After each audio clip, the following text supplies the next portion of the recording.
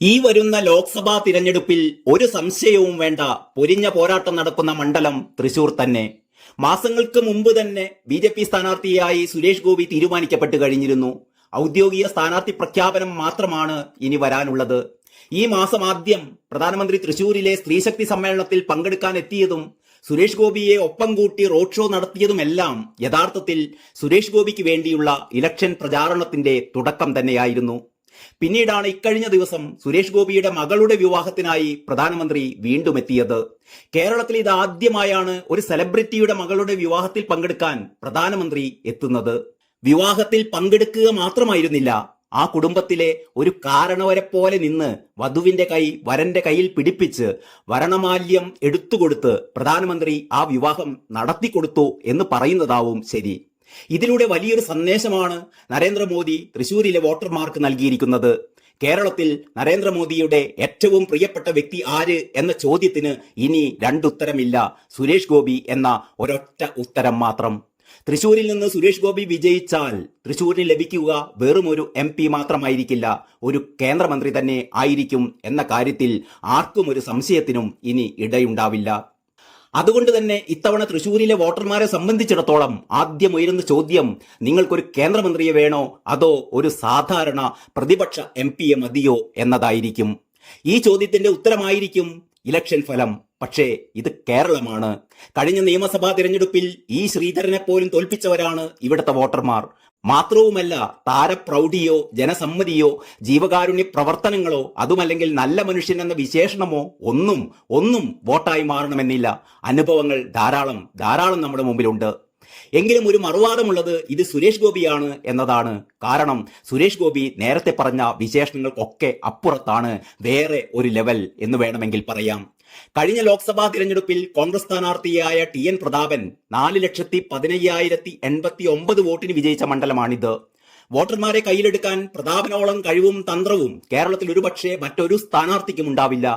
അങ്ങനെ 39.8% വോട്ട് നേടി കഴിഞ്ഞ തവണ തൃശൂരിനെ എടുത്ത TN പ്രതാപൻ പക്ഷേ ഇത്തവണ അത്ര ഈസിയായ ഒരു വിജയം പ്രതീക്ഷിക്കുന്നില്ല. അതിന്റെ കാരണങ്ങൾ വഴിയെ പറയാം. CPI സ്ഥാനാർത്ഥി രാജാജി മാത്യു തോമസ് 3,21,456 വോട്ട് നേടി ഇവിടെ രണ്ടാം സ്ഥാനത്തെത്തിയിരുന്നു, 30.85% വോട്ട്. സുരേഷ് ഗോപി മൂന്നാം സ്ഥാനത്തായിരുന്നു കഴിഞ്ഞ തവണ. പക്ഷേ രണ്ടാം സ്ഥാനക്കാരനായ രാജാജി മാത്യു തോമസിനോട് മുട്ടിമുട്ടി നിൽക്കാൻ സുരേഷ് ഗോപിക്ക് കഴിഞ്ഞു, 2,93,822 വോട്ട്, 28.19%. ഇതാണ് തൃശൂരിന്റെ കഴിഞ്ഞ തിരഞ്ഞെടുപ്പിന്റെ ചരിത്രം. തൃശൂർ ഒരിക്കലും BJPയുടെ ഒരു ഒന്നാം ക്ലാസ് മണ്ഡലമല്ല എന്നതാണ് ഏറ്റവും പ്രസക്തമായ കാര്യം. തിരുവനന്തപുരവും പാലക്കാടും കാസർഗോഡും പത്തനംതിട്ടയും ഒക്കെ കഴിഞ്ഞേ തൃശൂരിനെ അടയാളപ്പെടുത്താൻ കഴിയൂ. പക്ഷേ എന്നിട്ടും BJP ഇപ്പോൾ ഏറ്റവും കൂടുതൽ പ്രതീക്ഷ പുലർത്തുന്നത് തൃശൂരിലാണ്. കാരണം ഒന്നേയുള്ളൂ, സ്ഥാനാർത്ഥി സുരേഷ് ഗോപിയാണ് എന്നത് തന്നെ. തിരുവനന്തപുരത്തുകാരനായ സുരേഷ് ഗോപി കഴിഞ്ഞ 5-6 വർഷമായി തൃശൂർക്കാരൻ എന്ന മട്ടിലാണ് അവിടെ പ്രവർത്തിച്ചു വരുന്നത്. തൃശൂരിന് വേണ്ടി നിലവിലെ MP TN പ്രതാപൻ ചെയ്ത കാര്യങ്ങളുമായി താരതമ്യം ചെയ്താൽ തോറ്റ സ്ഥാനാർത്ഥിയായ സുരേഷ് ഗോപിയാണ് മണ്ഡലമാകെ നിറഞ്ഞു നിന്നത് എന്ന് കാണാം. വെളിപ്പാടകലെ എന്ത് സഹായത്തിനും സുരേഷ് ഗോപിയുണ്ട് എന്നൊരു തോന്നൽ തൃശൂർക്കാർക്ക് പൊതുവെയുണ്ട്. എന്തൊക്കെയാണെങ്കിലും കഴിഞ്ഞ തിരഞ്ഞെടുപ്പിൽ 3-ാം സ്ഥാനം മാത്രം നേടിയ സുരേഷ് ഗോപി അടുത്ത തിരഞ്ഞെടുപ്പിൽ 1-ാം സ്ഥാനത്തെത്തുക എന്നത് അത്ര എളുപ്പമുള്ള കാര്യമല്ല. ഇടതുപക്ഷത്തിനും കോൺഗ്രസിനും ഒരേപോലെ വേരുകളുള്ള മണ്ഡലമാണ് തൃശൂർ എന്നോർക്കണം. 2014 CPIയുടെ CN ജയദേവനാണ് ഇവിടെ വിജയിച്ചത്. അതിനു മുമ്പ് 2009 കോൺഗ്രസിന്റെ PC ചാക്കോ, അതിനു മുമ്പ് 2004 CPIയുടെ CK ചന്ദ്രപ്പൻ, അതിനു മുമ്പ് 1999 കോൺഗ്രസിന്റെ AC ജോസ്. ഇങ്ങനെ മാറി മാറി കോൺഗ്രസിനെയും ഇടതുപക്ഷത്തെയും വിജയിപ്പിച്ച തൃശൂർ ഇത്തവണ സുരേഷ് ഗോപിയെ വിജയിപ്പിക്കുകയാണെങ്കിൽ അതായിരിക്കും അടുത്ത ഇലക്ഷനിലെ ഏറ്റവും വലിയ സർപ്രൈസ്. ഇത്തവണ TN പ്രതാപൻ തന്നെയാകും തൃശൂരിലെ കോൺഗ്രസ് സ്ഥാനാർത്ഥി. പ്രതാപന് വേണ്ടി ചുമരെഴുത്തുകൾ വരെ തുടങ്ങിക്കഴിഞ്ഞിട്ടുണ്ട് പലയിടത്തും. സ്ഥാനാർത്ഥി പ്രഖ്യാപനത്തിന് മുമ്പ് ചുമരെഴുത്തുകൾ വേണ്ടെന്ന് പ്രതാപൻ തന്നെ അനുയായികളോട് പറഞ്ഞെങ്കിലും പുതിയ ചുമരെഴുത്തുകൾ തൃശൂരിൽ പലയിടത്തും പ്രത്യക്ഷപ്പെടാൻ തുടങ്ങിയിട്ടുണ്ട്. കാരണം സുരേഷ് ഗോപി പ്രചാരണത്തിന്റെ 1-ാം ഘട്ടം വിജയകരമായി പിന്നിട്ട പശ്ചാത്തലത്തിൽ കോൺഗ്രസ് അണികൾ സ്ഥാനാർത്ഥി പ്രഖ്യാപനം വരെ കാത്തിരിക്കാൻ തയ്യാറല്ല. പ്രതാപൻ തുടരും പ്രതാപത്തോടെ നമ്മുടെ പ്രതാപനെ വിജയിപ്പിക്കുക എന്നൊക്കെയാണ് ചുമരെഴുത്തുകൾ. സുരേഷ് ഗോപിക്കായി നേരത്തെ തന്നെ ചുമരെഴുത്തുകൾ ഇവിടെ പ്രത്യക്ഷപ്പെട്ടതാണ്.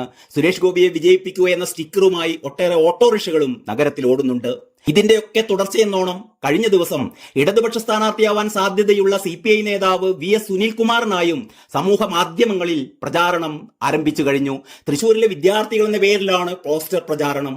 സുനിലേട്ടനൊരു വോട്ട് എന്നതാണ് പ്രചാരണ പോസ്റ്ററുകളിലെ വാചകം. ഇതിന്റെയൊക്കെ പശ്ചാത്തലത്തിൽ ആർക്കായിരിക്കും വിജയ സാധ്യത എന്ന ചോദ്യത്തിന് ഉത്തരം കണ്ടെത്തണമെങ്കിൽ ഒരുപാട് ഘടകങ്ങൾ അനലൈസ് ചെയ്യേണ്ടതുണ്ട്.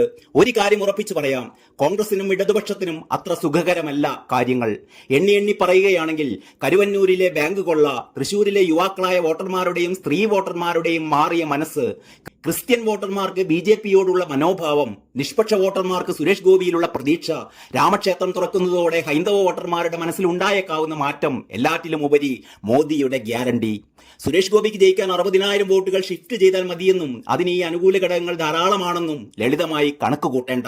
ഒരു ത്രികോണ മത്സരത്തിൽ ഒരാളെ മനഃപൂർവ്വം തോൽപ്പിക്കണമെങ്കിൽ അതിനുള്ള വഴികളൊക്കെ നന്നായി അറിയാവുന്നവരാണ് ഇരു മുന്നണികളും. പക്ഷേ അടിയൊഴുക്കുകൾ പോലും തടയുന്ന ഒരു അഡ്ജസ്റ്റ്മെന്റ് അണിയറയിൽ ഒരുങ്ങുന്നു എന്ന കാര്യം കാണാതെ പോകരുത്.